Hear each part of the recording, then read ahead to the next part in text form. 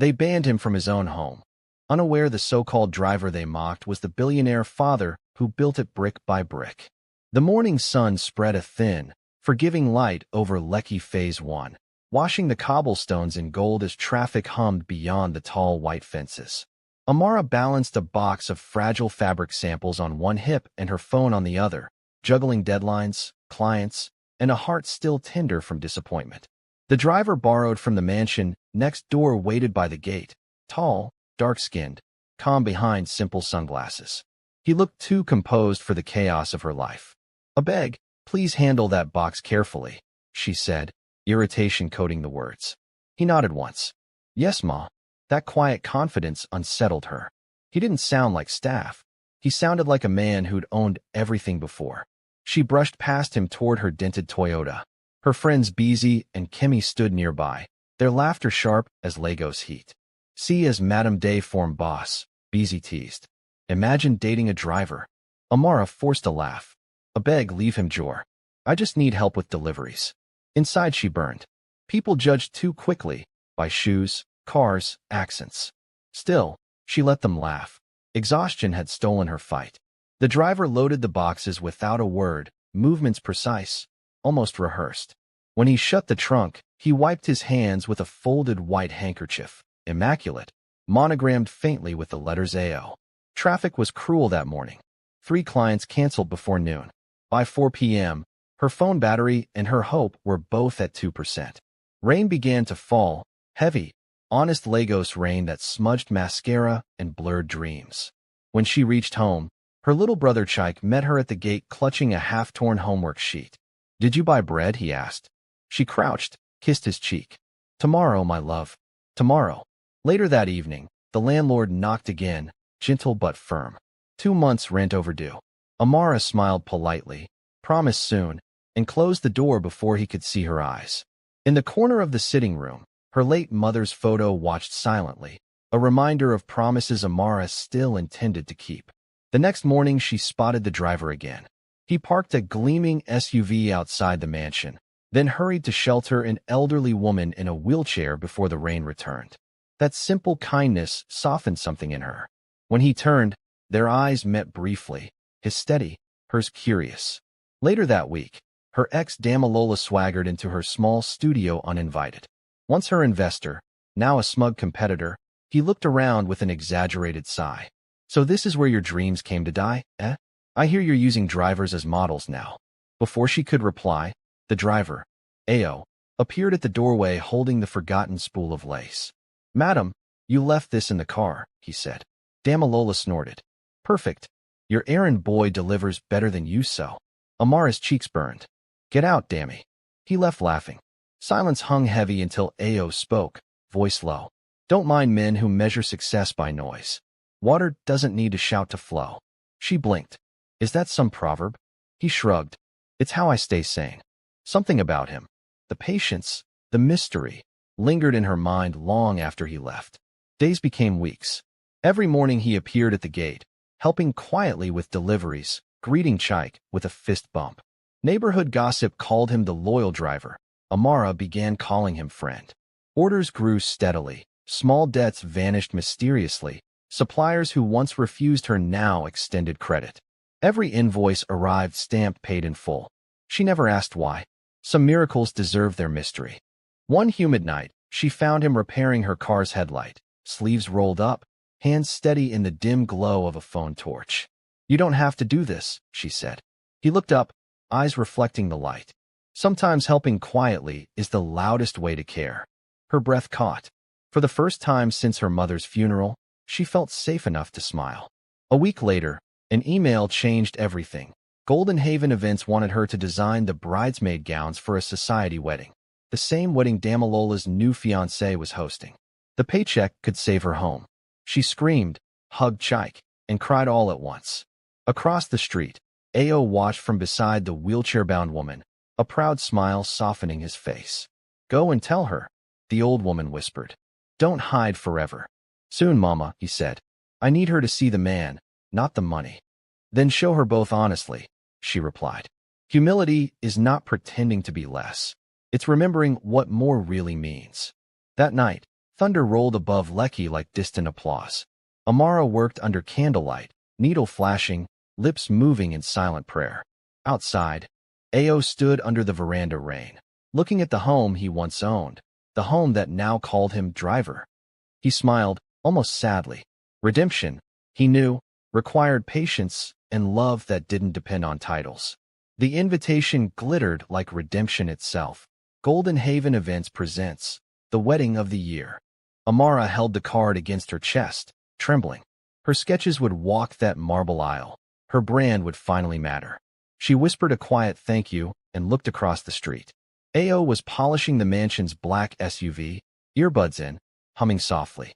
For a moment, she almost called out to share the news, but pride whispered, don't. Drivers don't dream in the same language. Days blurred into fittings and deadlines. Bolts of satin lined her tiny studio. Scissors clicked like nervous hearts. Damalola appeared again, pretending concern. I can help you upscale, he said smoothly. All you need is a proper investor. I have one, she replied without thinking. The shock in his eyes made her bite her tongue. Who? He demanded. She smiled faintly. A silent partner. That night she found another supplier receipt on her table, paid, again. The handwriting looked familiar, neat, deliberate, with an old money calmness. Aos. Impossible. He drove cars, not checks. Still, something in her chest tightened, curiosity laced with gratitude. At the next fitting, the event planner gushed. You're lucky, Amara. The venue owner reduced fees for you. He said he likes your story. My story, she echoed. No one knew her story. Meanwhile, Ao's world folded in quiet layers of tension. His father's lawyer had called. Sir, the board is ready for your return. The shareholders believe you've been abroad. Ao laughed under his breath. Abroad? He'd been sweeping leaves outside his own house. I'll return when I can face the company with a clear conscience, he said. He still remembered the scandal, the forged signatures, the cousin who stole funds and blamed him.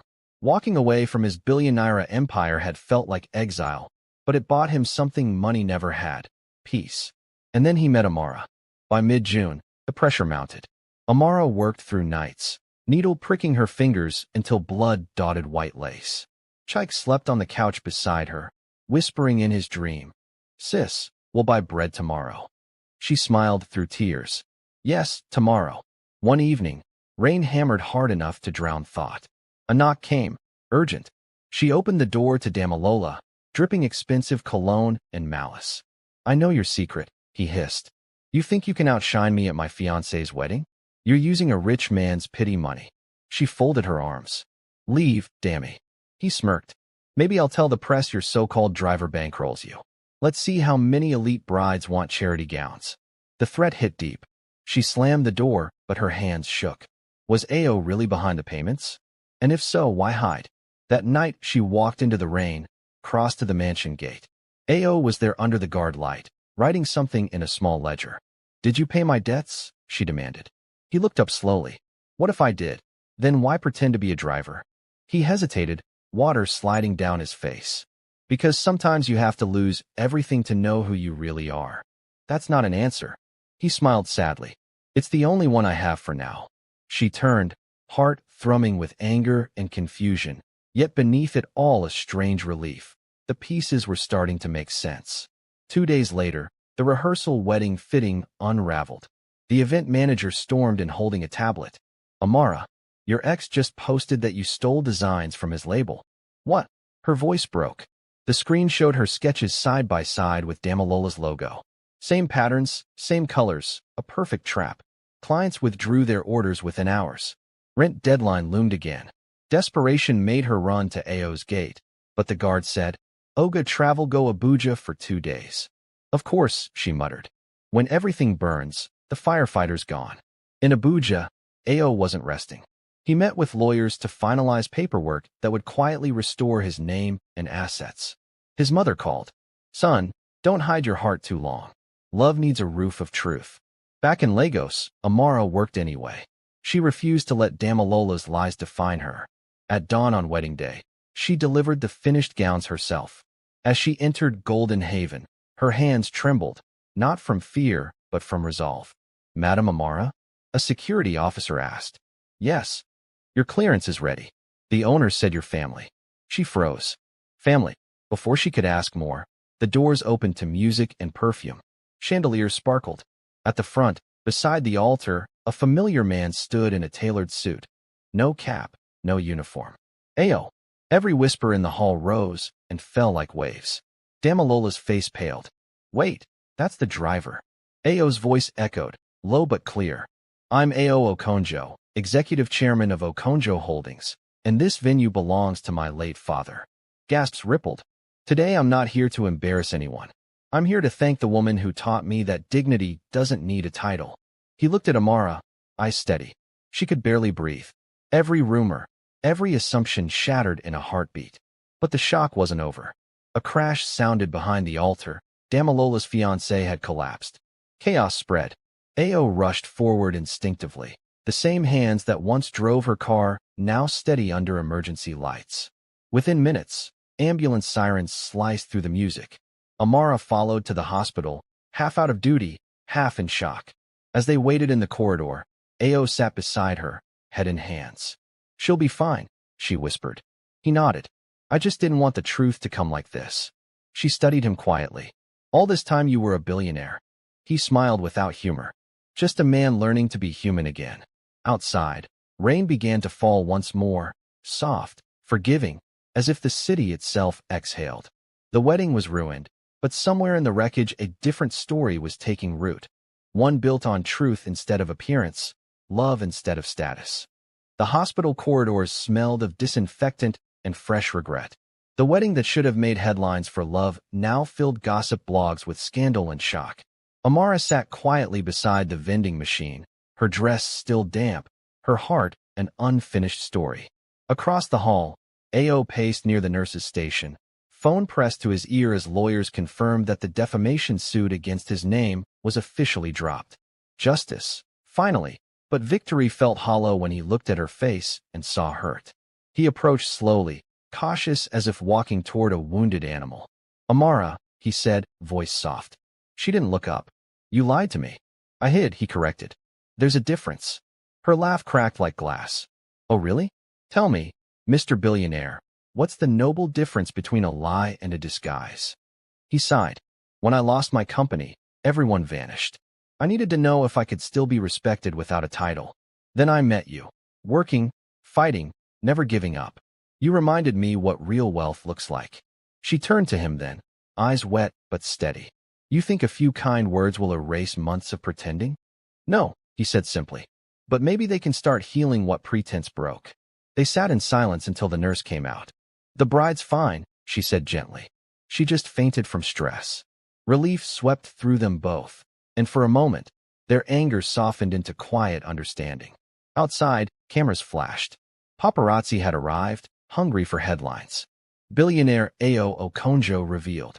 The chaos chased them into the parking lot, but Ao shielded Amara with his jacket, guiding her to his car. Let me take you home, he said. In the quiet of the drive, she watched raindrops race down the window. So, all this time, you lived across the street from me. Your house, your cars, your world. He nodded. And yet peace lived in your one-room studio. She exhaled slowly. You could have trusted me. I was afraid you'd only see the money. I saw the man, she whispered. Until the mask fell. He stopped the car outside her gate. I'll make it right. Then start by letting me breathe, she replied, stepping into the night. Weeks passed. Life resumed its unsteady rhythm. The gossip faded, clients returned, and Golden Haven transferred her full payment. She paid the rent, bought Chike new shoes, and replaced her mother's broken photo frame. Yet some nights, as she hemmed gowns by candlelight, she caught herself whispering his name. Pride and longing wrestled like siblings refusing to share the same room. Across the street, Ao returned to his office tower. The staff greeted him as if resurrection had clocked in. He reinstated loyal workers, donated half his dividends to vocational schools, and declined every magazine interview. When his board asked about his absence, he smiled faintly. I was studying the value of humility, he said.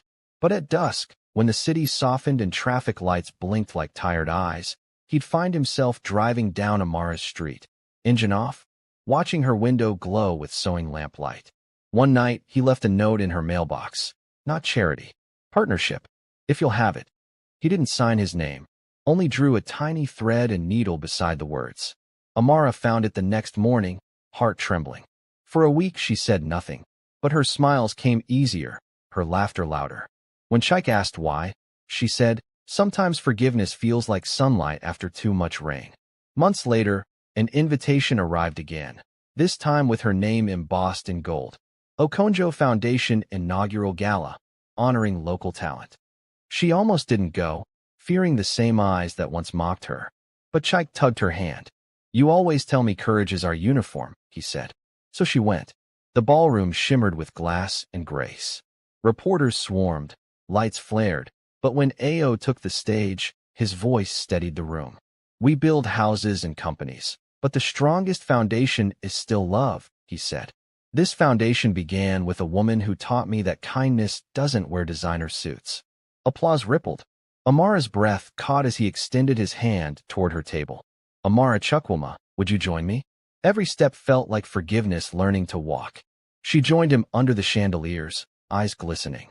He smiled. "This time, no secrets. I want the world to know who helped rebuild mine."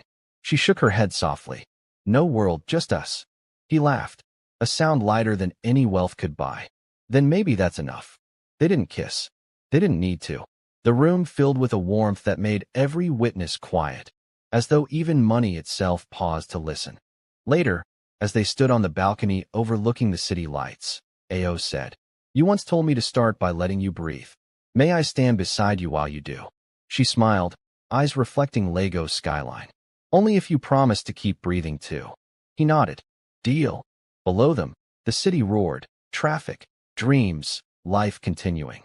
Somewhere inside that noise, two hearts found rhythm again, wealth redefined not by digits, but by grace. True wealth isn't in skyscrapers or bank accounts. It's in hearts humble enough to rebuild trust after truth shatters pride.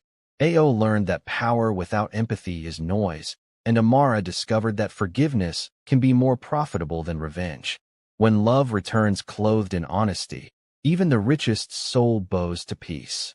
If this story touched you, like, subscribe, and share it with someone who still believes that love, not money, is the highest currency. If this story touched your heart, don't scroll away.